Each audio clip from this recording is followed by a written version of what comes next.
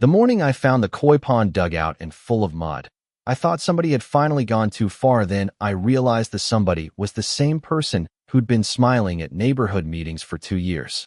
The hole in my yard looked like a torn page from my life, water gone, stepping stones crushed, and a single white garden gnome staring up like an accusation.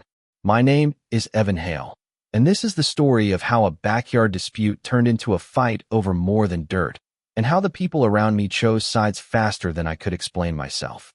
We'd moved to Cedar Ridge for peace, that's what the brochure said, big trees, walking trails, a community that minded its own business. I work nights, so my days were always slow and careful, tending the small things that made a house a home. A coffee, a little garden, the koi pond I built with my dad's old shovel the summer after he died. The pond was quiet, the kind of quiet that keeps you from forgetting what matters. Across the fence lived Lenora Pike, the association treasurer, the woman with the perfect hair and a file folder of rules she loved more than she loved gossip. Lenora and I had civil smiles at HOA meetings. She called them community standards, and I called them red tape. We never fought about the pond, not in public, until somebody started to weaponize the rules. At first it was small things, the kind that make you roll your eyes and chalk it up to living next door. A note tucked under my front door about unapproved structures. A call from the HOA saying my water feature might obstruct a sight line. A polite request from Lenora to plant shorter bushes. I mowed, I trimmed, I sent the HOA the pond's permit. Yes, there was a permit. Yes, it was legal, and then I went back to work and to the quiet.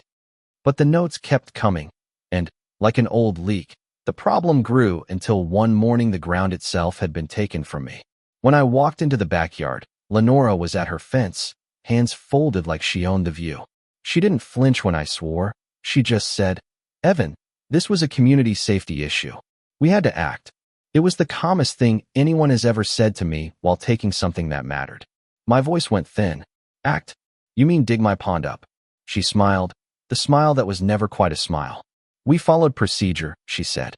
"We were worried about the foundation lines." Her eyes were flat, and beneath them I saw something I hadn't seen in HOA meetings: a hunger for control, a belief that rules were muscle. The escalation didn't happen overnight. It happened like a series of small, deliberate pushes. Spray paint on my mailbox, a complaint filed with my employer, anonymous but timed, like someone had rehearsed the exact cadence of my life to make it stumble. A neighbor would wave and then look away when I passed. Someone posted a photo of the empty pit to the community board with a caption about dangerous homeowners, and suddenly strangers started to opine about me like they knew my motives. It was as if the pond had become a symbol, not of my grief or my memory of my dad, but of my alleged disregard for the community order Lenora insisted on. I fought back the way anyone who owns nothing but patience and a pile of invoices does. I hired a small, gritty lawyer named Malik who smelled of coffee and determination. I put up cameras that caught more than the scraping of shovels. They caught faces, a pattern. We found out there had been multiple complaints filed before the dig, all thin on facts, but heavy on timing.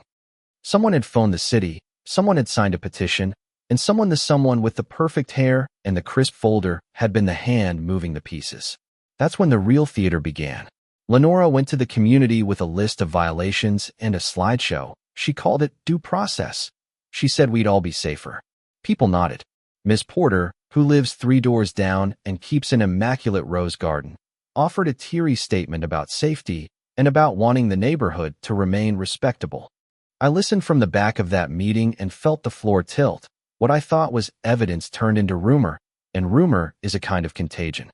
My nights at the hospital became nights at the phone. Calls from HR, calls from friends asking if the story was true, a voicemail from someone I never met telling me to be a good neighbor.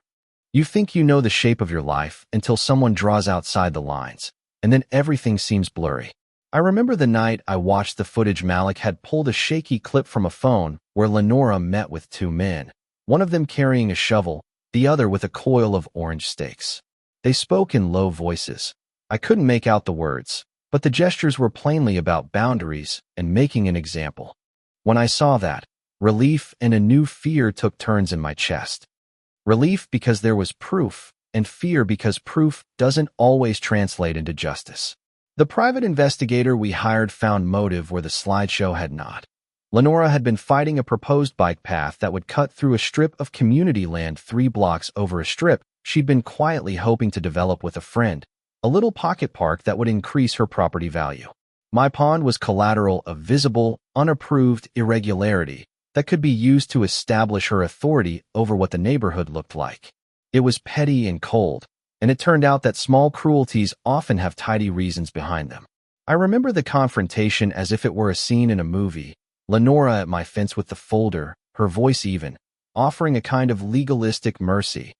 "We can undo this, Evan, if you just agree to bring your yard into compliance." My reply was sharper than I intended. "So you dig up my dad's work to make your plan look clean?" There was a beat where I expected her to flinch, and she didn't. Instead, she leaned in and said, "It's not about your father. It's about precedent." That line felt like a verdict. When the police finally came with a warrant, it was because Malik had pushed, and because the investigator had a habit of leaving no stone unturned, and because a local reporter smelled a story that smelled like scandal. The search turned up notebooks, emails, a ledger with notes about property improvements and names, and in the margin, Lenora's handwriting next to a plan. The evidence fit together like a puzzle you don't want to complete.